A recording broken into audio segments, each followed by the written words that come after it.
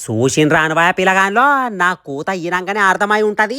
10 రోజుల నుంచి ఓడి దగ్గు జలుబు సర్ది ఎండ్రికాయల కూర అంటక తినంగానే నామరూపాలు లేకుండా పత్తాకు లేకుండా వీకింది. గట్ల ఉంటది ఎండ్రికాయల పవర్ అంటే తస్సదియ్య. మొన్న మిగిలిచిన ఎండ్రికాయల కాళ్ళు ఫ్రిడ్జ్ లో కూర్చి మళ్ళా రుబ్బి పారేసిన కొండ నాలికల ఏదన్నా మూలకు మళ్ళా దగ్గులు తుమ్ములు మిగిలిపోయి ఉంటాయి. ఆయన వీకల్లా మళ్ళీ ఒకసారి చెప్తానా, కసురుకోకుండా సిధరించుకోకుండా సిరాకు పడకుండా దగ్గులు సర్దులు తుమ్ములు ఓనోలిగిన ఎండ్రికాయల సూపు గిట్ల చేసుక తాగుర్రి. పోకపోతే ఏమైందని అడుగురి, లేకపోతే ఇట్లా నేనే చేసి పెడతా. ఇక ప్రాసెస్ ముచ్చట కత్తే ఎండ్రికాయల కాళ్ళ కండరాలని మెత్తగా రుబ్బి ఉడికిచ్చి పక్కకు దొబ్బేసినాక 2 చిటికల మిరియాలు గుమ్మరిచ్చి ఇంచున్నర అల్లం తోలు తీసి 10-12 ఎల్లిపాయల బోరు వేకి సగం పిడికాడు కొత్తిమీర కాతని పాప మనకుంటా మెత్తగా దాంచి ఉడకాయన నూనెల బరాను కలర్ వచ్చాక తెరలగాగనిచ్చి ఉడికిన తర్వాత గుమ్మరించుకొని 4-5 గుట్కలు గట్టిగా గుంజిర్రంటే నామరూపాలు లేకుండా వీకుది. ఇక గిన్ని రోజులు పానం మెత్తగా కూసర ఉండి వీడియోలు వెనక ముందు అయినాయి. ఇప్పటి నుంచి చలికాలంలో దుమ్మురేపే వంటలు చేసుక తిందాం. గప్పటిదాకా లైక్ షేర్ సబ్స్క్రైబ్ కొట్టి గంట నోప్పుడు మరవకుండా పిల్లగానలో బతికుంటే రేపు కలుతా.